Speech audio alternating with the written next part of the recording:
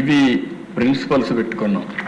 మీరు కూడా ఎప్పటికప్పుడు చదువుతూ ఉంటే ప్రజలు కూడా చదువుకోగలిగితే ఏ విధంగా ముందుకు పోతాం. ఇది విజన్ డాక్యుమెంట్లో మెయిన్ థీమ్ అని చెప్పి కూడా నేను మీకు తెలియజేస్తున్నా. ఇంకో పక్కన ఆ 3 కూడా మీకు ఎడ్యుకేట్ చేసినప్పుడు happy, thriving and responsible Telugus అంటే top per capita income in India, family as a unit, global thinkers. As on today global diaspora NRI చాలా స్ట్రాంగ్గా ఉంది. ఇండియాను కూడా లీడ్ చేసే పరిస్థితిలో ఉన్నారు. ఎందుకంటే మొత్తం ఎన్ఆర్ఐ మొత్తం కూడా చూస్తే 30 to 35% తెలుగు వాళ్ళు ఉన్నారు. తెలుగు కమ్యూనిటీ ఉంది. నాలెడ్జ్ ఎకానమీలో ముందుకున్నారు. అందుకని గ్లోబల్ థింకర్స్గా ముందుకు పోయే పరిస్థితికి వచ్చారు. ఇంకో పక్క progressive and inclusive community, P4 Mantra, zero poverty, inclusive growth rate, సమాజంలో సంపద సృష్టించడం P3 వల్ల సాధ్యమైంది. పబ్లిక్ ప్రైవేట్ పార్ట్నర్షిప్, ఒక రోడ్డు కావాలి, ఒక ప్రైవేట్ ఏజెన్సీకి ఇస్తున్నాం, వాళ్ళు టోల్ పెట్టి కొద్ది డబ్బులు వసూలు చేసుకుని రోడ్లన్నీ వేసి మెయింటైన్ చేస్తున్నారు. దీనివల్ల వాళ్ళకి సంపద వస్తూ ఉంది, సమాజానికి మేలు జరుగుతూ ఉంది.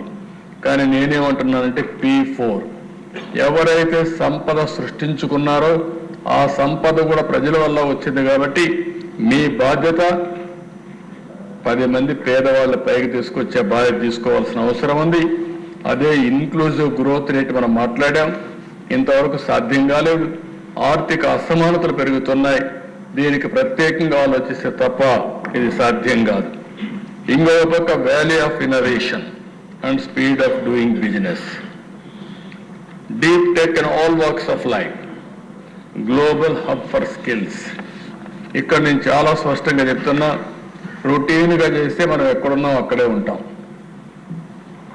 ఇన్నోవేటివ్గా ఆలోచించాలి, అవుట్ ఆఫ్ బాక్స్ థింకింగ్ రావాలి, మనం అనుకున్న పని తొందరగా చేసే పరిస్థితి రావాలి. ఈరోజు అవన్నీ చూస్తే ఒకప్పుడు మనం అందరం కానీ మామూలుగానే ఆలోచించుంటే ఈ నేషనల్ హైవేస్ ఇదే మరి గుంతలుగానే ఉండేటివి. నాకు ఒక అనుభవం కూడా ఉంది. నేను ముఖ్యమంత్రిగా నెల్లూరుకు వచ్చి విజిట్ చేసి అక్కడి నుంచి తిరుపతికి పోయి హైదరాబాద్ ఫ్లైట్ క్యాచ్ చేయాలి. నెల్లూరు నుంచి బయలుదేరితే ఒక్కొక్క గుంత భయంకరంగా ఉన్నాయి. కారు ముందుకు పోయే పరిస్థితి లేదు. అక్కడి నుంచి నాకు 6-7 గంటలు పట్టిన తిరుపతి పోవడానికి, 7-8 hours.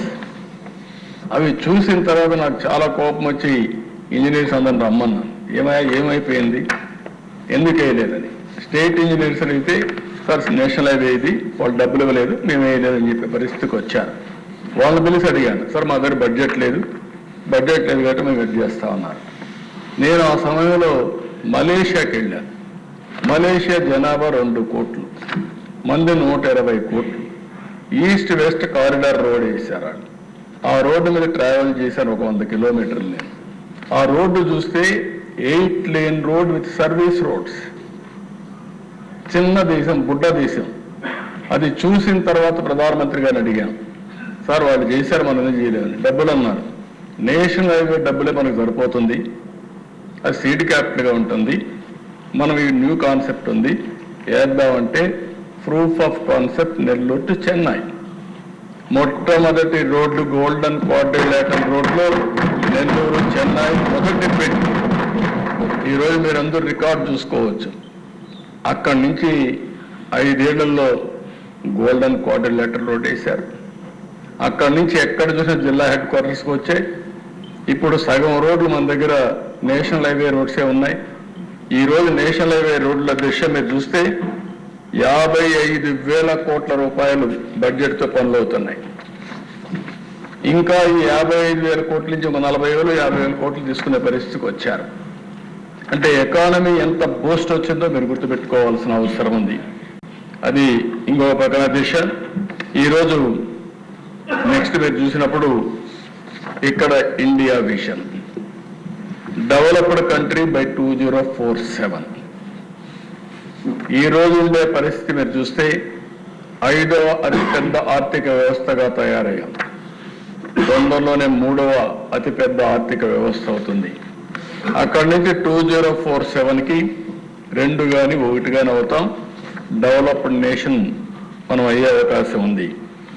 అయితే అధ్యక్ష, ఇది honourable PM has laid the goal of a developed nation by 2047. ఇది వచ్చినప్పుడు centre and states to work as a team India to fulfil this goal అని చెప్పి చాలా స్పష్టంగా చెప్పారు. అటు కేంద్రం రాష్ట్రం 2 కలిస్తేనే, ఒక టీమ్గా పనిచేస్తేనే మనం అనుకున్న డెవలప్డ్ నేషన్ అయ్యే పరిస్థితి వస్తుంది.